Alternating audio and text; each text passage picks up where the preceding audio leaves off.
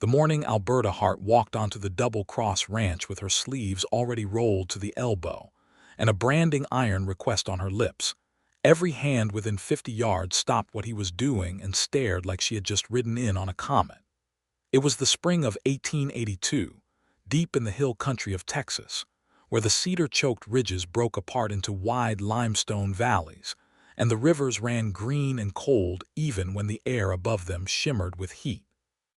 The Double Cross sat on a bend of the Guadalupe, 1,200 acres of rough grass and scrub oak that had belonged to the Hart family since Alberta's late husband, Clifton Hart, had scratched his name onto a land deed with a borrowed pen 14 years prior. Clifton was 2 months dead now, a rattlesnake bite that had gone bad before the doctor from Careville could reach the ranch, and Alberta had been sleeping maybe 4 hours a night ever since, running the numbers, running the fences, running the household, and running out of time. The spring calf crop needed branding. Every rancher in the county knew that an unbranded calf was as good as stolen calf, and the open range still had enough rough riders moving through it that a slow brand meant an empty pasture by August. Alberta had 2 reliable hands left on the payroll: old Nestor Prout, who was 63, and had a back that cracked like green wood when he bent, and a teenager named Dooley who was willing, but hadn't yet learned the difference between fast and sloppy. Every other man had drifted off after Clifton died, some out of loyalty to the dead man and an unwillingness to work for a woman, some because they'd heard rumors Alberta couldn't make payroll, and one, a wiry little cowhand named Tuck, simply because he'd been offered $2 more a month by the Caldwell outfit to the north. What Alberta had discovered, on a gray March morning 3 days before the branding had to begin, was that the Double Cross payroll could not cover hired labor at the going rate and also cover the note that was due at the First Territorial Bank of Careville by the 1st of May. She had sat at Clifton's big oak desk in the parlor and gone over the figures 6 times. 6 times they told her the same hard truth. She had to choose between paying men to brand her cattle and keeping her land. So she had chosen a third option that the figures on the page had not offered, but that her own 2 hands had quietly suggested. She would brand the cattle herself. She had done it before, as a girl on her father's spread outside of Comfort, Texas. She was not a stranger to fire or iron or the smell of singed hair. She was 34 years old, broad-shouldered for a woman, with hands that were more callous than soft and dark brown eyes that had not wept once in the 2 months since Clifton's funeral, not because she hadn't loved him, but because she had decided that weeping was a luxury that the Double Cross could not afford right now. She would weep later, she had told herself. She had not yet found the time. The Double Cross shared a southern boundary with the Rocker M, a larger, better-staffed ranch that ran somewhere between 2,000 and 2,500 head, depending on the season. The Rocker M was owned by a man named George Mallory, who spent most of his time in San Antonio and left the actual running of the place to his foreman, Seth Finley. Alberta knew Seth Finley the way most people in that valley knew him, by reputation mostly, and by the occasional sighting in town on a Saturday when he came in for supplies or to settle accounts at the feed store. He was 38 years old, lean and dark-haired, with the kind of jaw that looked like it had been carved out of the same limestone that made up the valley walls. He had been foreman of the Rocker M for 6 years, and before that had worked cattle in Colorado, and before that had spent 2 years as a deputy in a town up near Abilene that had since gone quiet. He was known in the valley as a fair man, a hard worker, and someone who did not talk much but meant every word he said when he did talk. He was also known, somewhat inconveniently for Alberta, as the man who had the biggest and best organized spring branding operation in Kerr County. Alberta had ridden the fence line between the Double Cross and the Rocker M on a Tuesday afternoon and counted, from a respectful distance, no fewer than 8 of Seth Finley's hands working the Rocker M calves in a system so efficient and clean it looked almost practiced, which of course it was. The temporary corrals were set in a neat line. The fire was properly managed, Not too hot, not too cool. The irons were rotated with experienced regularity so that none ever went cold. The cattle moved through, in a way that suggested somebody had thought hard about cattle movement. She had watched for 20 minutes before turning her horse back toward the double cross and sitting with the idea that had already been forming in her mind for 2 days. She needed to ask Seth Finley to let her join his branding crew. Not as hired help, but as a working participant. She would bring her calves down to where his operation was already running, and she would do her own work alongside his men. And by doing so, she would brand her entire calf crop in a single long day without having to pay a single dollar in wages she did not have. It was, she admitted to herself as she rode, a bold and possibly ridiculous idea, but the alternative was worse. She rode over to the Rocker M the next morning. Seth Finley was at the corrals when Alberta arrived, which she was glad about because it meant she did not have to go to the house and present herself to the cook or the bunkhouse and wait like a supplicant. He was checking a calf's brand with his eyes narrowed against the morning glare, and he did not notice her until her horse was practically at the rail, which told her he was either very focused or the morning light was worse than she thought. He looked up. He had gray eyes, she noticed. Not cold gray, but the gray of good storm clouds that haven't decided yet what they want to do. Mrs. Hart, he said, which surprised her slightly because she had not been certain he would know her by sight. They had spoken perhaps twice in all her years on the double cross. Mr. Finley, she said, I have a proposition I'd like to put to you if you have 5 minutes. He rested his forearms on the top rail of the corral and said, Go ahead, she told him. She laid it out plainly, the way she preferred to do things. Her husband was dead, her crew was reduced, her calf crop needed branding before the end of the week, and she was proposing to bring her cattle to join his operation for 1 day so she could do the work herself and not fall behind on either her branding schedule or her bank note. Seth Finley listened to all of it without interrupting, which she appreciated. When she was done, he was quiet for a moment in the way that she already recognized was not hesitation but consideration. Then he said, No. The word landed flat and definitive as a door being shut. Alberta held herself very still on the back of her horse. May I ask why? Branding operation is not a place for a woman, he said. Too much that can go wrong too fast. I've got 8 men working a hot fire and livestock that don't behave. Somebody gets distracted at the wrong moment, somebody gets hurt. I won't have that on my conscience. I have done branding work before, she said. I'm sure you have, he said, and his tone was not dismissive exactly, but it was final. Answer's still no. Alberta looked at him for a moment with those dark eyes that had not wept in 2 months. She said, Thank you for your time, Mr. Finley, and turned her horse and rode back to the double cross. She did not go home. She rode instead to the boundary fence, dismounted, tied her horse to a cedar post, rolled her sleeves to the elbow in the morning sun, and climbed through the fence onto Rocker M land. Seth Finley saw her coming from 40 yards out. He had been watching, she realized later, from the moment she had turned her horse. Something about the straightness of her back on the ride away had told him she was not done, and he had been right. She walked directly to the nearest fire pit, picked up an iron that was resting off to the side, tested its weight in her hand, felt the heat radiating from the tip, and turned to face the calf in the nearest chute with the calm, practical expression of someone who had done this exact thing before. Every man in the operation had gone still. One of the hands, a big, red-headed fellow named Caldwell who was not related to the other Caldwells to the north, actually had his mouth open. Seth Finley arrived at her side in about 4 strides. Mrs. Hart, he said, and his voice had an edge to it now. I heard your answer, Alberta said, not looking up from the calf. I disagree with it. This is my calf. She nodded at the animal in the chute. She crossed through the fence line this morning and mixed in with your calves from the south pasture. I'm going to brand her myself, and then I'm going to brand the rest of the double-cross calves that are mixed in with your herd along the south fence. After that, I will remove my cattle from your property and I will not trouble you again." There was a very long beat of silence. "That is an incredibly convenient story," Seth Finley said slowly. "It is an accurate story," Alberta replied. He studied her.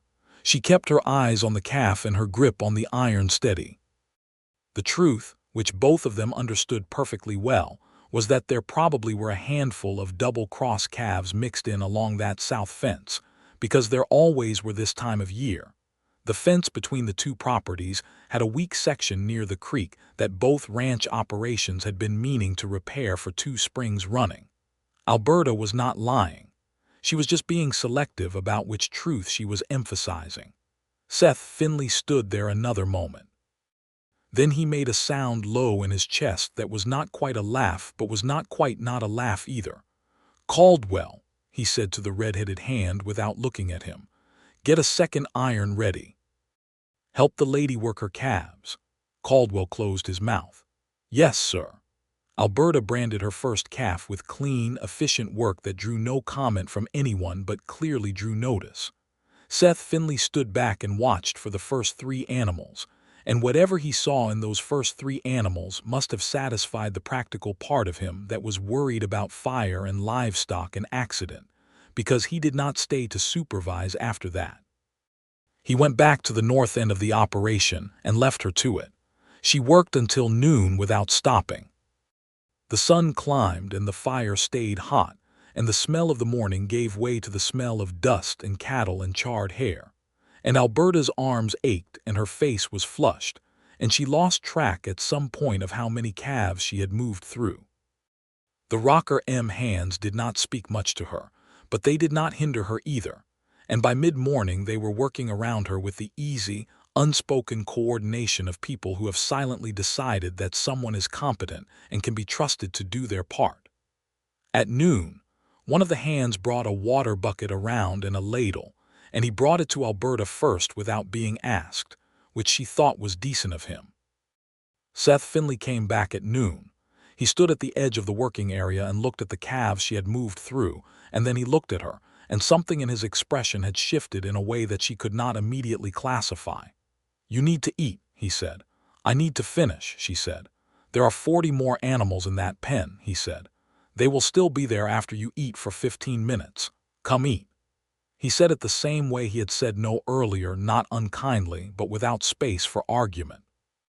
And because Alberta was in fact very hungry, and because the logic was sound, she set down the iron and followed him to the shade of a large live oak where the hands had already gathered around a camp, cooked spread of cornbread and beans and salted beef. She sat down on the ground because there was no chair, and Seth Finley sat down about 3 feet away from her, and for a moment neither of them said anything while they ate. "You have done this before," he said. It was not a question this time. "My father ran 500 head outside of Comfort," she said. "I grew up working cattle. And Hart," she glanced at him. "Clifton was a good rancher," she said carefully. He did not believe that women should work cattle. He believed they should run the household and keep the books. Seth Finley was quiet for a moment. "Did you keep the books?" "I kept the books," she said. "And when he wasn't looking, I worked the cattle too." Something flickered in those storm-gray eyes. It might have been amusement. "And now he's not looking," he said. It was a blunt thing to say about a dead man, and she felt a small spark of offense before she recognized that it was not cruelty but simply honesty, and that she was a woman who respected honesty more than she respected politeness. "And now he's not looking," she agreed. They finished eating and went back to the work. Alberta finished her calf crop by mid-afternoon. She counted them twice to make sure. When she was done, she walked back to where Seth Finley was directing the final push of the Rocker M calves through the last chute, and she said, "I am finished. Thank you for the use of your fire." He looked at her. There was dust on both of them, and the sun was well past its peak, and the shadows were going long and blue across the dry grass. "You're welcome," he said.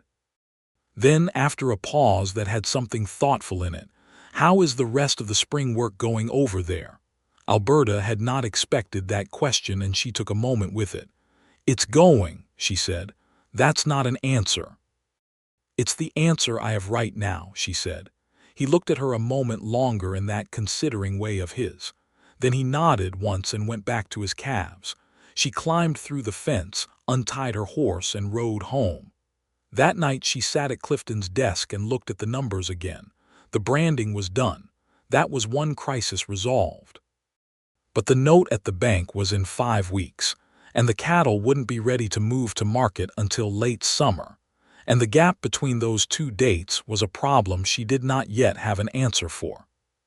She blew out the lamp and went to bed and lay in the dark and thought about Seth Finley's gray eyes, and then told herself firmly to stop thinking about Seth Finley's gray eyes and think about the banknote instead, which she did mostly. 3 days later he showed up at the Double Cross. She was in the yard when he rode in, repairing a section of the yard fence that old Nestor had been meaning to get to for a week. She had a hammer in one hand and a mouthful of nails, and she turned around when she heard his horse and regarded him with the nails still between her lips and the hammer still in her hand. He pulled up, looked at the fence, looked at her. "Morning," he said. She removed the nails from her mouth.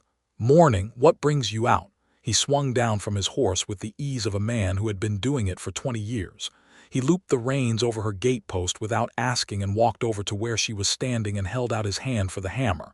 She looked at the hand. She looked at his face. "I have it," she said. "I know you do," he said. "I'd still like to help." She considered that for a moment. Then she handed him the hammer. He worked on the fence and she worked beside him, and they didn't say much for the first 20 minutes, which she was beginning to understand was his natural rhythm. He was not a man who filled silence with noise just to fill it. When he did speak, it was worth listening to. "I heard about your note at the bank," he said. She felt a flash of irritation that the information had traveled, and then recognized that in a county this size, everything traveled. "Who told you?" "Darnell at the feed store mentioned that Nestor Prude had been in asking about credit," he said, without judgment in his voice. "Darnell talks." "Darnell always has," she agreed. "I have a proposition," Seth Finley said, which was the same phrase she had used with him 4 days ago, and she was fairly sure he had chosen it deliberately. She waited. "The Rocker M has more hands than we need right now until roundup season," he said. "I have 2 men who could work the Double Cross for the next 6 weeks. You would not pay them wages. You would pay them in cattle a percentage of the summer sale to be settled after market. That way your cash is preserved until the note is paid and your land gets the work it needs." Alberta stood very still with a fence post in her hands. "That is a generous offer," she said carefully. "It is a practical offer," he said. "Your land borders mine. If the Double Cross goes under, whoever buys it next might not be as agreeable a neighbor as you have been. George Mallory thinks in those terms." "Does George Mallory know you're here?" A very slight pause. "Not specifically." Alberta almost smiled. "So this is your idea?" "The logic is sound regardless of whose idea it is," he said. She looked at the fence post in her hands, then out at the pasture, then back at him. "You came out here to fix my fence and offer me a deal that preserves my land," she said. "I am trying to figure out what you want out of it." He stopped hammering and looked at her, and for a moment he was quiet, with that particular quality of quiet that she was starting to recognize meant he was about to say something true. "I want to see how this turns out," he said. It was an odd thing to say, and also the most honest thing anyone had said to her in months, and it sat in her chest in a way that was warm and uncomfortable at the same time. "All right," she said. "Send your 2 men Monday morning." He sent 3. The 3 men were Caldwell, the big redhead from the branding, a quiet Mexican vaquero named Esteban who had been with the Rocker M for 4 years, and could do more on horseback before 9 in the morning than most men could do all day, and a third hand named Percy who was young and eager and made mistakes, but made them honestly and learned from them fast. They showed up Monday at dawn, and old Nestor met them in the yard with his hat in his hands, and his eyes shining with a relief he was too proud to put into words. Alberta put them to work immediately. There was fence to repair. There were water troughs to clear. There were 2 sections of the north pasture that needed the cedar cut back before it choked out the grass. and there was the South Creek crossing that needed replanking before the rains came. She gave them their assignments with the same directness she applied to everything, and they took their orders without comment or visible resentment, which she chose to take as a good sign. Seth Finley came by every other day. Not to supervise his men, they did not need supervising, but ostensibly to check on the progress of the work, and to review the cattle numbers with Alberta against her ledger, so that the settlement percentage could be calculated accurately when the time came. These reviews happened at the parlor table, with the ledger open between them and 2 cups of coffee that Alberta made strong enough to do real damage if mishandled. The first 2 sessions were entirely businesslike. The numbers were discussed. The percentage was confirmed. Questions about water access and grazing rotation were asked and answered. It was productive and orderly, and Alberta reminded herself, on the ride of each conversation, that this was a professional arrangement and nothing else. It was during the 3rd session that things shifted. She had been showing him the entry in the ledger that corresponded to the South Pasture cattle count, and she had leaned over slightly to point to a specific column, and when she straightened, she found him looking not at the ledger but at her, with an expression that had nothing professional in it whatsoever. It lasted maybe 2 seconds before he looked back at the numbers, and neither of them acknowledged it, and they completed the review in an orderly fashion and he left. Alberta sat at the table after he had ridden out and looked at the still open ledger and the 2 mostly empty coffee cups, and tried to decide what she thought about what she had seen in his face, and whether she thought anything at all about it, and whether she was allowed to. Clifton had been dead for 2 months. She was still wearing black. She had a banknote due in 3 weeks, and a land that needed her whole attention and 2 children. She had not yet mentioned the children in this story, because she had been so busy surviving that the children had been running somewhat on their own momentum, which was perhaps a measure of how capable they were. The children were Thomas, who was 11, and Rosalie, who was 8. They were Clifton's children and Alberta's children, and they were currently, on most days, somewhere between the barn and the creek and the kitchen, doing what children on a ranch do in the spring, which is a combination of genuine work and elaborate play that blurs together so completely that the children themselves can't always tell which is which. Thomas had his father's quiet and his mother's stubbornness, which was a combination that would serve him well later and was already serving him now, in the way that he had simply absorbed the absence of his father and folded himself into the work of the ranch with an 11-year-old's gravity. He was not unhappy. He was determined, which was different. Rosalie had her mother's dark eyes and a personality that was entirely her own, loud, curious, fearless, and possessed of opinions that she shared without invitation on any subject that interested her, which was most subjects. She had decided within the first 2 minutes of Esteban's arrival on the ranch that he was her favorite person on the property, and had since been following him around asking questions about horses in such rapid succession that Esteban had taken to answering in Spanish just to slow her down, which had the opposite effect because Rosalie immediately decided she wanted to learn Spanish. Seth Finley met the children on his 3rd visit to the Double Cross. Thomas shook his hand with the solemn formality of a boy practicing to be a man, and Seth shook it back with equal gravity and said, "Your mother tells me you've been keeping track of the North Pasture cattle numbers. That's important work." Thomas's chest went up about an inch. "Yes, sir," he said. Rosalie, who had no time for formality, said, "Are you the man who told Mama she couldn't brand her own calves?" There was a beat of silence. Alberta closed her eyes briefly. "I was," Seth said, looking down at Rosalie with a seriousness that held something lighter underneath it. "That was a dumb thing to do," Rosalie said pleasantly. "Rosalie," Alberta said. "She's right," Seth said. He was looking at the little girl with an expression that Alberta, watching from the doorway, could only call unguarded. It was a dumb thing to do. Rosalie considered this. "That's okay," she said, and then turned and ran back toward the barn with the completeness of a child who has resolved all outstanding business and is ready to move on. Seth looked at Alberta. There was something in his face now that was different from all the professional expressions, and the considering expressions, and the gray-eyed storm cloud expressions she had catalogued so far. It was softer, and it sat there only for a moment before he assembled himself back into the Foreman of the rocker. Good children, he said. They are, she said. Come inside, I have the ledger ready. The banknote was paid on the 1st of May with 4 days to spare. Alberta rode into Careville herself and laid the money on the counter at the First Territorial Bank in front of a clerk named Henderson, who had the kind of expression that expects failure, and was visibly disappointed by its absence.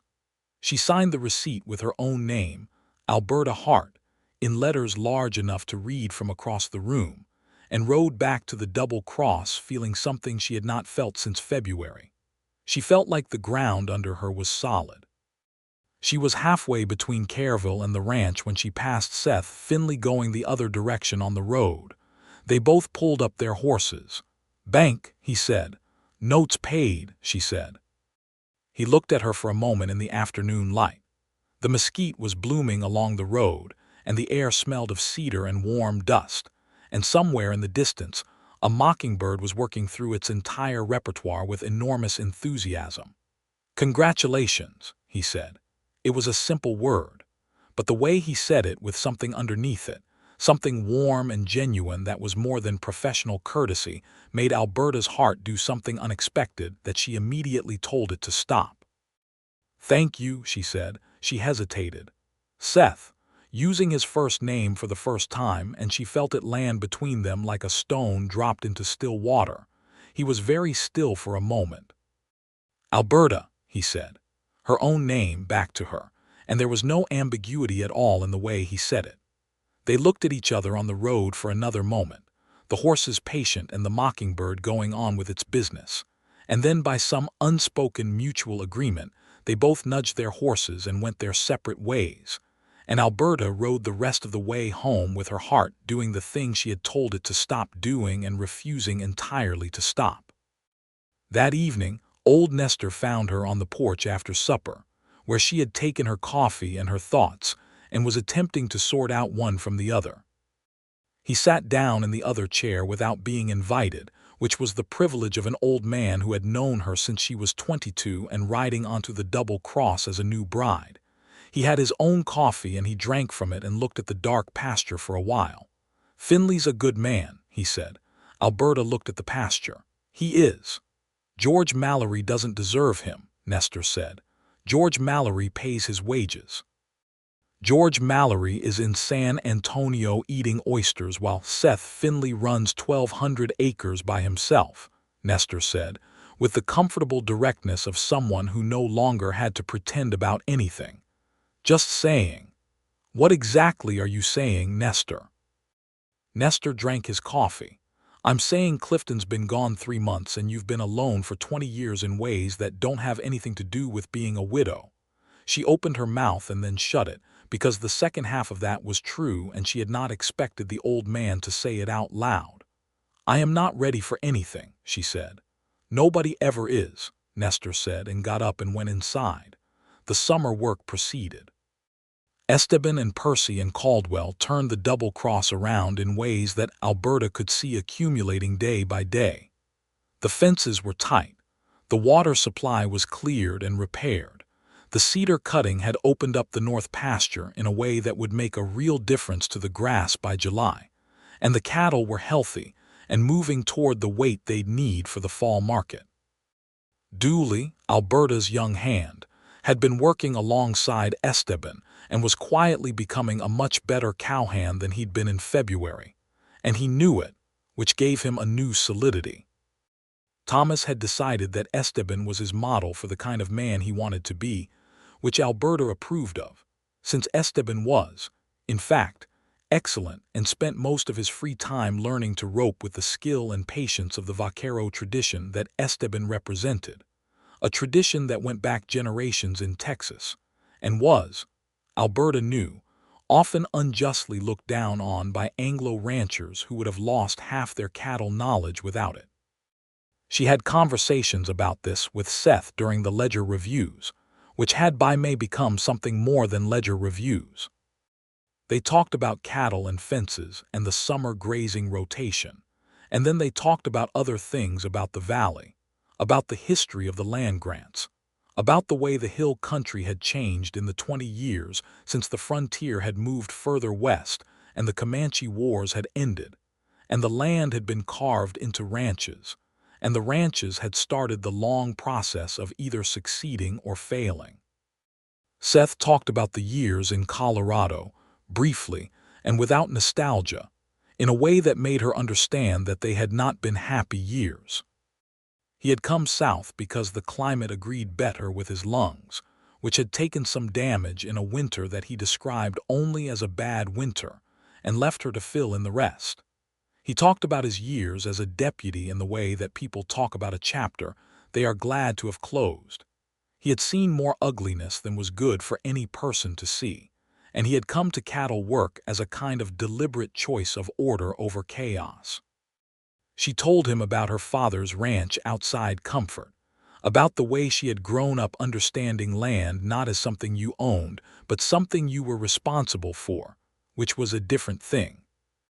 She told him about the early years of her marriage to Clifton, about the hope that had been in it at the beginning and the ways it had gradually narrowed into something quieter, something companionable but not passionate, something that she had made her peace with long ago and did not feel guilty about making her peace with. She did not say that last part directly, but she said enough that he understood, and he listened with the quality of attention that was perhaps his most remarkable feature. He listened to the whole of what a person was saying, not just the words. In June, a problem arrived that had nothing to do with cattle. A man named Burl Craddock came to the Double Cross on a Wednesday afternoon. Craddock was a land agent who operated out of Kerrville and who had a reputation, somewhat earned, for finding motivated sellers in circumstances of financial difficulty and motivating them further. He was a thin man in an expensive suit that was wrong for the heat, with a mustache that he apparently believed made him look distinguished, and that Alberta thought made him look like a man who was trying too hard.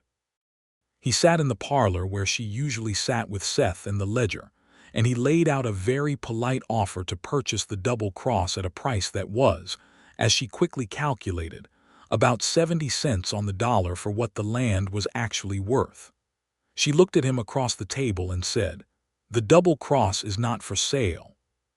Craddock smiled in a practiced way and said that of course she must take her time, and that running a ranch alone was a very demanding proposition, and that the offer would remain open if she found herself needing to reconsider. She showed him out. She thought about it for an hour after he left, because she was not a woman who made the mistake of not thinking about things. His offer was real money, and the Double Cross was genuinely difficult and she was genuinely alone, and there were easier lives she could live. She could sell, take the money, move to San Antonio or Austin, raise the children in a town where the school was better and the doctors were closer, and she did not have to roll her sleeves to the elbow and brand her own cattle. She stood at the parlor window and looked out at the pasture, and the cedar hills beyond it and the sky above them, which was the particular deep blue of a Texas June afternoon that does not exist anywhere else on earth, and she felt the land under her feet even through the floorboards, even through the soles of her boots, the way she had felt it since she was a girl on her father's land in a different part of the same hill country.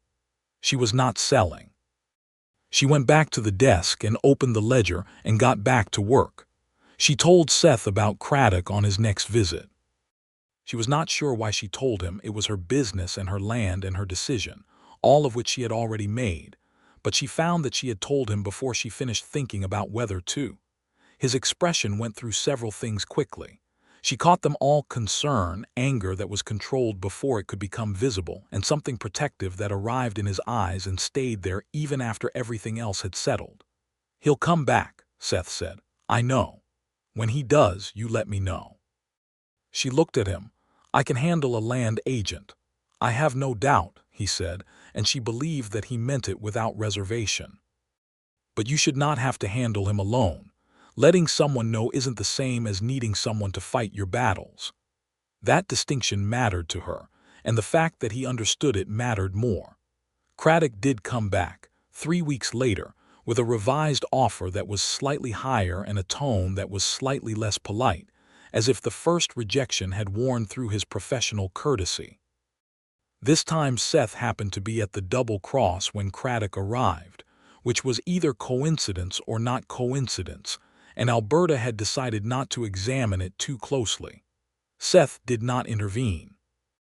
He stood in the yard when Craddock arrived, said hello to the man, and then stood there quietly while Alberta told Craddock in the clearest and most civil terms that the Double Cross was not now and would not be in any foreseeable future available for purchase, and that she would appreciate him not returning.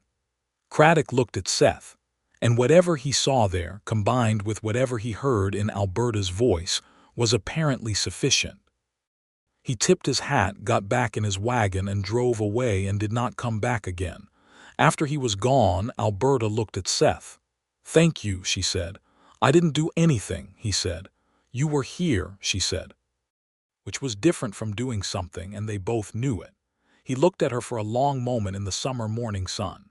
There were cicadas going in the cedar trees, and the horses were standing in the shade of the barn, and Rosalie could be heard somewhere in the distance, apparently explaining something to Esteban at great length and considerable volume. "Alberta," Seth said, and then stopped.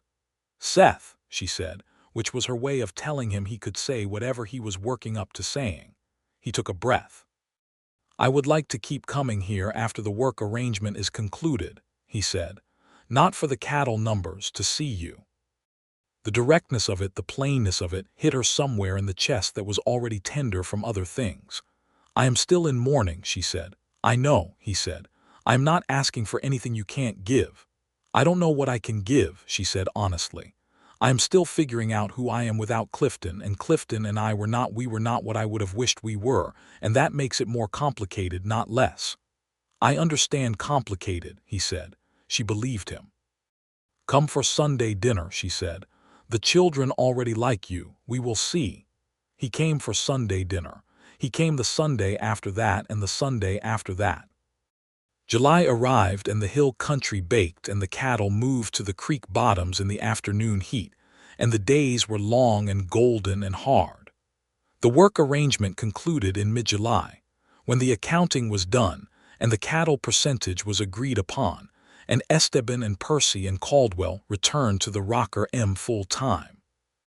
Alberta shook hands with all three of them in the yard, and Esteban said something in Spanish that she didn't fully understand, but that sounded like a blessing of some kind, and she thanked them with full sincerity for what they had done for the Double Cross, because the truth was that the ranch would not have survived the spring without them. Caldwell, the big redhead, shook her hand last and said, "You know, when you walked into that branding with your sleeves rolled up, I thought the foreman was going to have a fit." He grinned. "Then I thought, this lady knows what she's doing," and she did. Alberta smiled at him properly for the first time. "Go on with you," she said, but kindly. After they were gone, the Double Cross felt quieter and also stronger, which was a combination she had not expected but recognized as the signature of work well done. Dooley was now a real cowhand, and not just an enthusiastic one, and Thomas had learned enough from Esteban to be genuinely useful with the cattle in ways that an 11-year-old rarely was, and Nestor's back had improved sufficiently with the reduced load that he was back to his full usefulness, and the ranch as a whole was in better shape than it had been since before Clifton got sick in the winter before his death. Seth kept coming on Sundays. July became August, and the Sundays accumulated, and the dinners at the parlor table became a thing the children expected and built their week around. Thomas with his quiet anticipation, and Rosalie with her loud planning for what she wanted to discuss with Seth, who was, she had decided, interesting because he answered questions honestly and did not talk to children as if they were soft-headed. Alberta watched him with her children and felt things she had no immediate vocabulary for. He was not trying to replace Clifton. He was not performing fatherhood for her benefit. He simply treated Thomas and Rosalie as small people who deserved respect and attention, and they returned it in kind. And the whole thing was so uncomplicated and so natural that it made her throat tight in ways she had to breathe through carefully. In late August, they were sitting on the porch after Sunday dinner, with the children inside doing their reading and the summer dark coming down soft and heavy and the stars beginning to appear, and Alberta said, without quite having planned to say it, "I think about you during the week." Seth was quiet for a moment. Then he said, "I think about you during the week too." "I am not frightened of that," she said, "but I wanted to name it." "I'm glad you did," he said. She looked at the stars. "I did not have with Clifton. There was fondness, real fondness and respect, but I did not have the other thing, the thing I am describing right now by sitting here in the dark thinking about how close your hand is to mine on this armrest. I did not know if I was the kind of person who could feel that." "And now," he said. "And now I know I am," she said, which is both a relief and a complication. "Why a complication?" "Because I am 34 years old and I have 2 children and a ranch, and I am not the girl who can afford to be reckless with this." "I am not asking you to be reckless with it," he said. "I am asking you to be honest with it, which is what you already are." His hand moved on the armrest and covered hers, and she let it, and they sat like that for a long time in the warm dark with the stars over the hill country and the cicadas in the cedar trees and the distant sound of the river over the rocks. And Alberta Hart, who had not wept once in the 5 months since her husband died, felt her eyes go hot and did not try to stop them this time, because the feeling that was in her chest was not grief. It was something opening. Something that had been waiting a long time.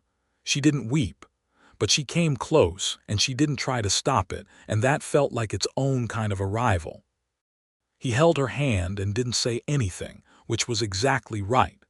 September came, and with it the fall gathering and the drive to market, which was the most important work of the ranching year. Alberta drove her cattle herself to the market at Careville, with Thomas riding alongside her and Nestor, and Dooley bringing up the rear, and Seth riding over from the Rocker M on the morning of the drive with 3 of his men to add to the crew, not because she needed them but because he wanted to be there, and she understood the difference. The drive went well. The cattle weighed out better than she had hoped. The work that Esteban and the other Rocker M hands had done on the pasture in the spring showed up in the cattle's condition in the fall, as it always did when the grass work was good. Alberta got a fair price, better than fair, and she rode back from Careville with the money in a belt under her coat and Thomas riding next to her, talking about what he had seen at the stock pens. And she was thinking about the winter and the next year and the year after that, and the shape of things becoming clearer. Seth had ridden ahead to the double cross, and when she arrived, he was in the yard helping Dooley with the horses. He looked up when she came through the gate, and she looked at him, and she nodded once, which told him everything he needed to know, and he nodded back, and that simple exchange held the whole story of the spring and summer and fall in it. October in the hill country was golden and cool, the cedars bright green against the bronzing grasses, the oaks turning russet and brown, the sky a startling blue that hurt to look at directly. Alberta was in the habit now of their Sundays, and also of the Tuesday evenings when Seth would come by after his own ranch work was done, and they would sit on the porch and talk until it was too dark to see each other's faces, which was when the talking often got most honest. She was in the middle of one of those October Tuesdays, sitting with her second cup of coffee and listening to Seth talk about a decision he was weighing. George Mallory had offered him a partnership stake in the Rocker M, a minority share in exchange for continued management, and Seth was trying to think through whether it was the kind of thing he wanted to tie himself to permanently. When she realized that the way she was listening to him, the quality of her attention, the way she tracked his words and felt the weight of his uncertainty and wanted to help him find the right answer, was the way you listen to someone whose life is woven into yours. She waited until he had finished talking. "Do you want to stay in this valley?" she asked. He looked at her in the October dark. "Yes," he said, Do you want to run someone else's cattle for the rest of your career? A pause. No, he said slowly. She looked at her coffee cup. The Double Cross has 1,200 acres, she said.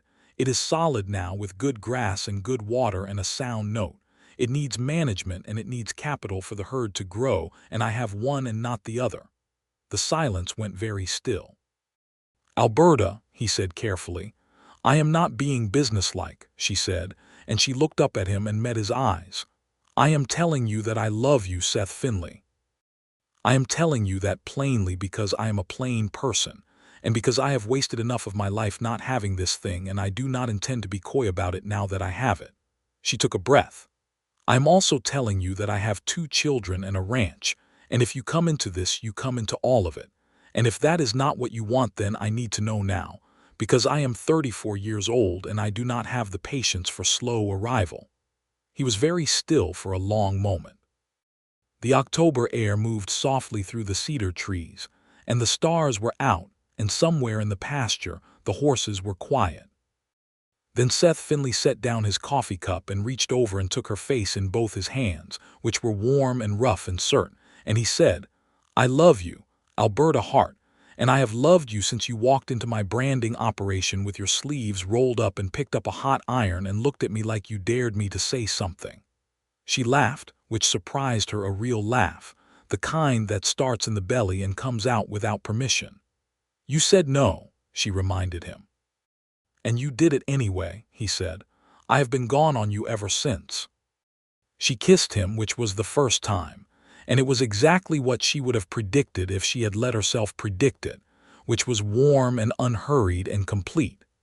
Inside the house, Rosalie, who had been absolutely not listening from behind the parlor window, made a small sound of satisfaction and went back to her book. Seth proposed formally in November, on a Sunday after dinner, in the parlor with the children present, because he had decided that the children were part of what he was asking for, and they should hear the question the same as Alberta. He was not a man who did things by halves or who hid the parts of his intentions that were inconvenient. He said, I am asking your mother to marry me. I am also asking both of you if that is acceptable. You do not get a veto, but you get to know that I care about your answer. Thomas, 11 years old and serious, said, Are you going to run the Double Cross? Your mother will run the Double Cross, Seth said without a pause. I will work it alongside her. Thomas nodded once with the gravity of someone who has asked the essential question and received the correct answer. Rosalie said, Can Esteban come to the wedding? If he is willing, Seth said, absolutely. Rosalie said, then yes, and went back to her biscuit.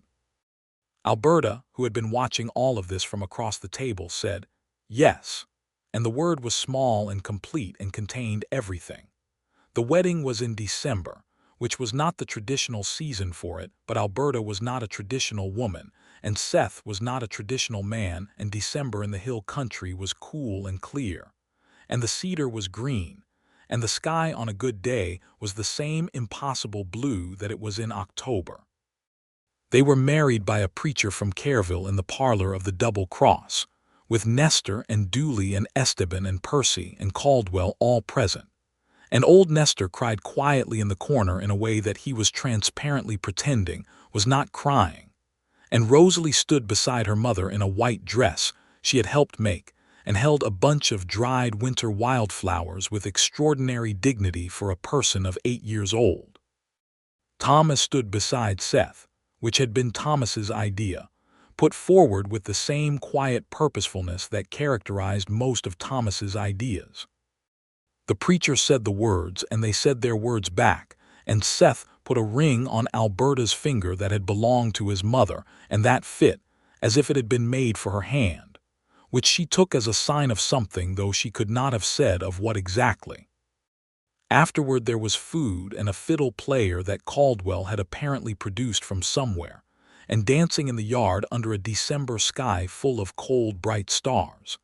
And Alberta danced with Seth in the cedar-scented night, while the fire burned in the yard, and the children danced with each other and with Nestor, who danced surprisingly well for a man with a bad back when the occasion was sufficient.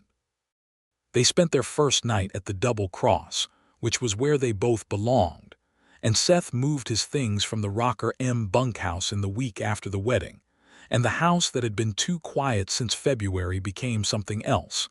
Not loud, exactly, but full in the way that a house is full when the right people are in it. He had told George Mallory in November about his plans. Mallory, to his credit, had taken it reasonably well from the distance of San Antonio, and had offered Seth a consulting arrangement that would let him ride the Rocker M fence line 2 days a week for a wage, which meant the Double Cross had some income independent of the cattle season, which strengthened the whole enterprise. January was quiet in the way that January on a hill country ranch is always quiet. The work was maintenance work.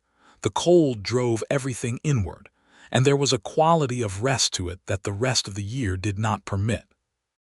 Alberta and Seth sat at the big parlor table in the evenings with the fire going and the children at their reading and the ranch settled around them, and she had the feeling, repeatedly and without quite getting used to it, of being exactly where she was supposed to be. "Do you miss Colorado?" she asked him one January evening. "No," he said immediately. "That was fast." "It's a simple question," he said. He was reading the same cattle almanac he had been reading for 3 evenings, which she suspected was because he kept getting distracted from it by other things, such as her. Colorado was a chapter. This is the book. She looked at him over the top of her own reading. "That is surprisingly poetic for a cattleman." "I have depths," he said, without looking up, but she could see the edge of his mouth going. She threw a biscuit at him, which was something she would not previously have done, and which felt like a measure of something important. He caught it without looking and ate it and kept reading. In February, which was 1 year after Clifton Hart had died of a snake bite that the Kerrville doctor could not outrun, Alberta went to Clifton's grave on the Double Cross property, which was on a small rise under an old live oak that had been there since before any of them were born. She went alone, in the early morning before the household was awake, and she stood at the grave with her hands at her sides and thought about Clifton, and said some things to him that she did not say aloud but that she meant. She told him that the land was safe. She told him that the children were more than all right, they were flourishing. She told him that she had found something she had not expected to find, and that she was grateful for the years they had shared even where those years had been quiet and limited in ways neither of them had fully admitted, and she was sorry for the ways she had kept parts of herself back, and she was glad for the ways she had not. She stood there for a while in the February morning with the cedar smell on the air and the light coming up gold over the hills to the east, and then she walked back down to the house and went inside and put the coffee on and began the day. Spring came again, the second spring since the branding that had started everything. Alberta was in the early months of her second pregnancy. She and Seth had spoken about children with the same directness they applied to everything, and they had agreed that the ranch was solid enough and they were both young enough, and the marriage was real enough that more children, if they came, would be welcomed. And she was not yet showing much, but she was aware of a tiredness in the afternoons that was new, and that she was finding she could not simply override the way she overrode most physical inconveniences. The branding for the combined Double Cross herd, which was what it was now, the Double Cross cattle running with the advantage of 2 years of improved grass and management, was an entirely different proposition from the previous spring. They had a full crew. They had proper equipment. They had Esteban back, having convinced him to make the Double Cross his primary operation with a wage and a small stake that Seth had negotiated with a fairness that Esteban, who had been navigating Anglo-ranching operations his entire career and understood exactly what fair was worth, accepted with a quiet respect that meant more than enthusiasm would have. They had also, on Dooley's suggestion, built the temporary corrals in the improved configuration that Esteban had been using on the Rocker M, and the difference in efficiency was immediately obvious. Alberta stood at the branding fire on the second morning of that spring's work, her sleeves rolled to the elbow as they had been for the first branding a year ago, and Seth came to stand beside her and handed her an iron, and their hands overlapped on it for a moment. And she looked at him in the morning light with the smoke going and the cattle moving and the crew working around them. And she thought about how much had changed in 12 months, and how much of it had started with a fence she had climbed through and a foreman who had said no. "You know," she said, "you could have just said yes the first time." He took the iron back from her and worked the next calf with the efficient certainty of a man who has been doing this for 20 years. "Then you would have had to find some other way to show me what you were made of," he said. "It still would have ended the same. You sound very sure of that." "I am very sure of that," he said. She looked at him sidelong. "You are very sure of a lot of things." "Only the important ones," he said, and caught her eye over the fire with those gray storm cloud eyes that had nothing stormy in them right now, only warmth, the kind of steady, enduring warmth that a good fire holds at its center where the heat is real and constant and true. She went back to her work and he went back to his, and the spring moved around them. And the double cross was alive in all its wide green acres in a way it had not been in years. Summer came in big and golden, and Thomas turned 12 and Rosalie turned 9, and somewhere in late July, on a hot and buzzing hill country afternoon, Seth came back from riding the fence line and found Alberta sitting in the shade of the porch with a cup of water and the look of someone who has just received information they are processing. He swung down from his horse and looped the reins and came up the porch steps and looked at her. "What happened?" he said. She looked up at him. Her dark eyes were bright in a particular way. "Nothing bad," she said. "The opposite." He waited. "Esteban's wife Carmen, she was with me this afternoon while I looked at the books, and she said, 'Seth, she thinks it may be twins.'" He was very still for a long moment. Then he sat down on the porch steps, which put him below her eye level, and he looked out at the summer pasture for several seconds. "Twins," he said.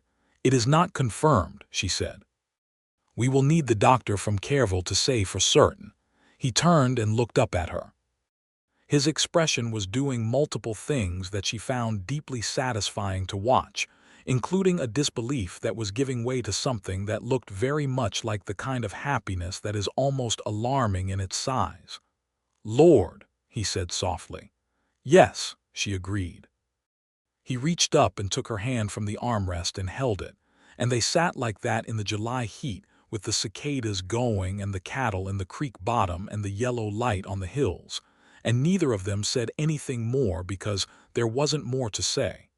The doctor from Kerrville confirmed it in August. Twins. He said it with the slightly harassed expression of a man whose schedule was frequently complicated by the hill country's inability to produce simple medical situations. And Seth and Alberta received the news in the doctor's small office on a Wednesday morning, with a composure that lasted until they were back outside on the Kerrville street. Whereupon Seth stopped walking and started laughing in a way she had never heard from him before, full and unrestrained and delighted. And she laughed too. Right there on the main street of Kerrville, with the horses tied to the hitching post, and the townspeople going about their business around them. A woman coming out of the dry goods store gave them a look. Alberta did not care at all. On the ride back to the double cross they talked about names, which was how she knew the arrival had become real for both of them, the way the talk of names always makes something real.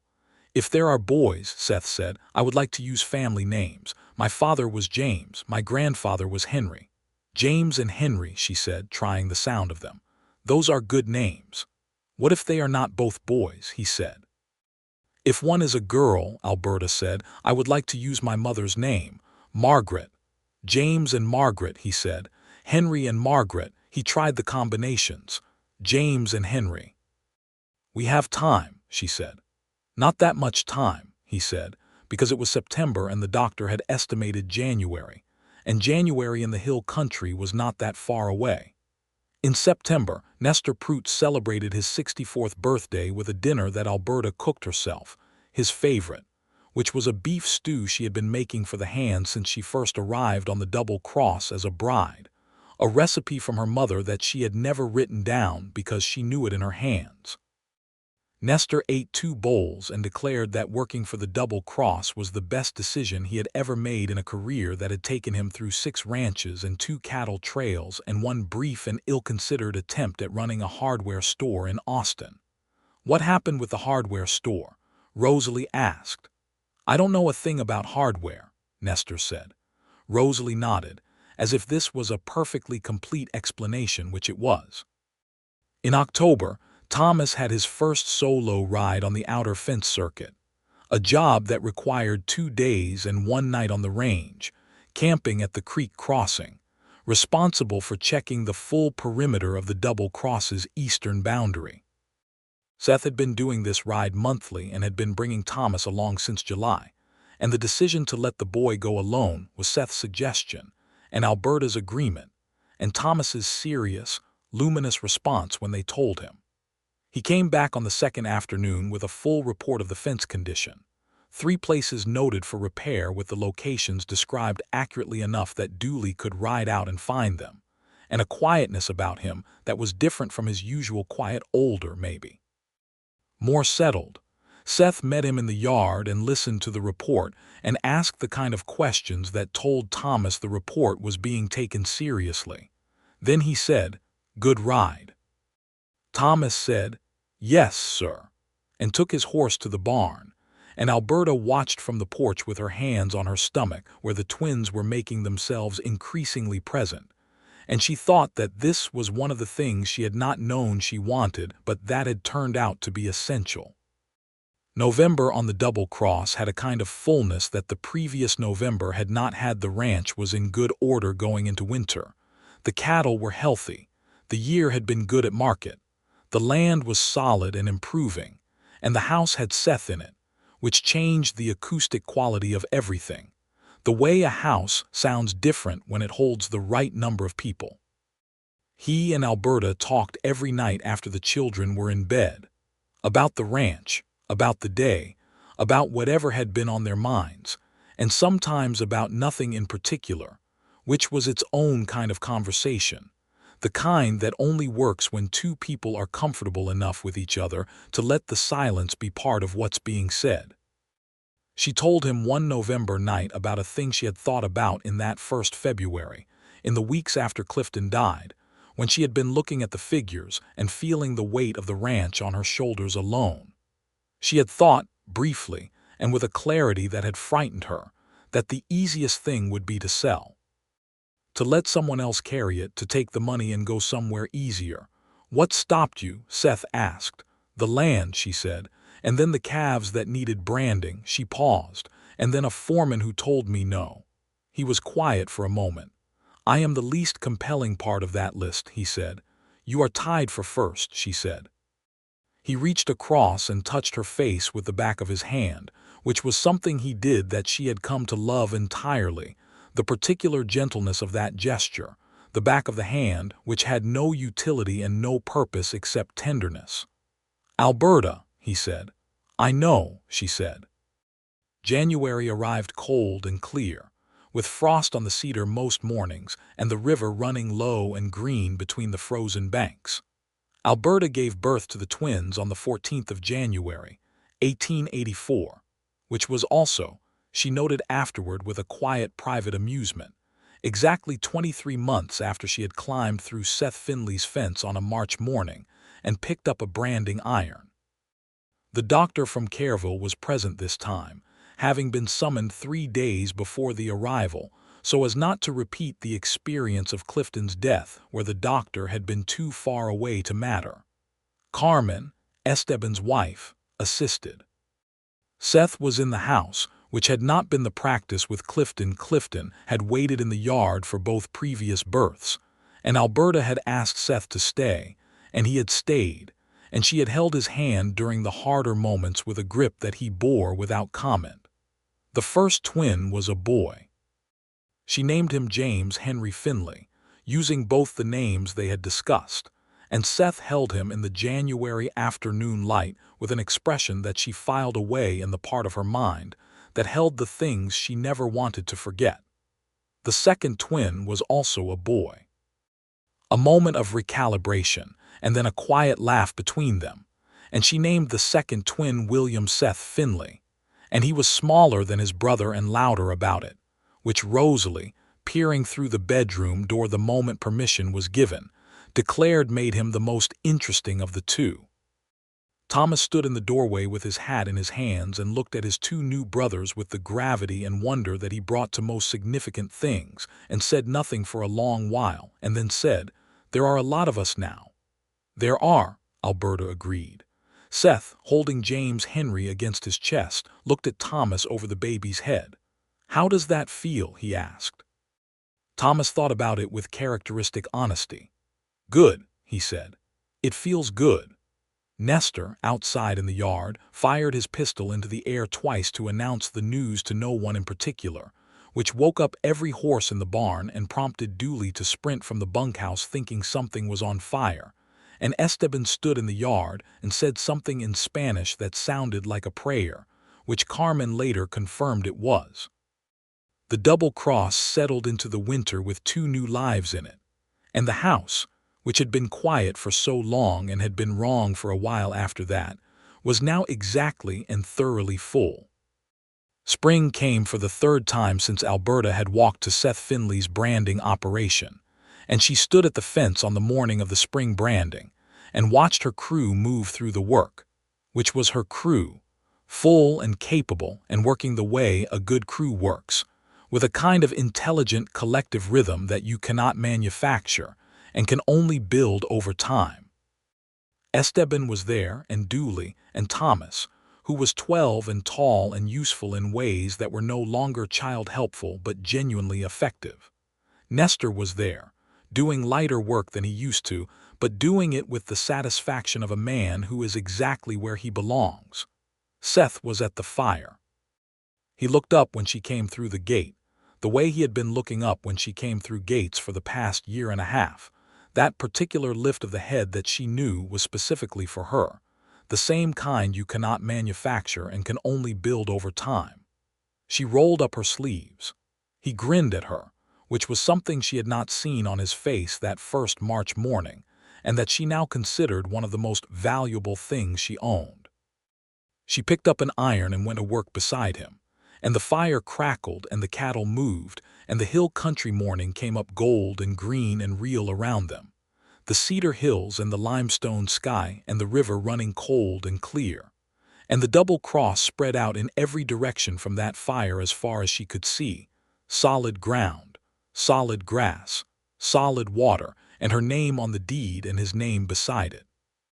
And the 2 boys sleeping in the house behind the hill with Rosalie reading to them in a voice that carried on the morning air, and Thomas on horseback in the south pasture doing a job that needed doing, and Nestor at the edge of the fire with his hat pushed back and his old face creased up against the smoke, and Esteban on the other side of the pen working a calf with the easy mastery of someone for whom this work was both skill and inheritance, and Dooley beside him learning as he went, and the spring light on everything, warm and exact and entirely without apology. Alberta pressed the iron to the calf's flank and felt the resistance, and then the completion, the clean mark of the double cross brand, and when she pulled the iron away, she looked at it for a moment, the shape of it, the X with the 2 lines through, the mark that was hers and had been hers and would be hers, that would be on the cattle that she drove to market, and the cattle that Thomas would drive to market someday, and the cattle that James and William would work when they were old enough to understand what a brand meant. Which was not just ownership but care, not just possession but responsibility, not just a mark on an animal but a statement that said, "This belongs to someone who is here, who is present, who has their sleeves rolled up and their hands on the work and their feet on the land." Seth touched her shoulder briefly as he moved past her to the next calf, and she felt it through the fabric of her shirt, and it was warm and certain in his. She put the iron back in the fire and reached for the next one. The work went on. The spring went on. The double cross went on. And everything that Alberta Hart had held herself together to protect, everything she had climbed through fences for and rolled her sleeves up for, and refused to weep for until the right moment, and refused to sell and refused to give up and refused to let anyone tell her she could not do. All of it was here, solid and real and growing, in the warm green Texas spring, with the man she loved beside her, and the children she loved beyond the hill, and the land she loved under her feet. And the fire going bright and steady at the center of it all, exactly as it should be, exactly as she had known it could be, all the way back through the hard months to that first March morning when she had climbed the fence and looked at a man who said no and did it anyway. She had done it anyway. It had turned out to be everything.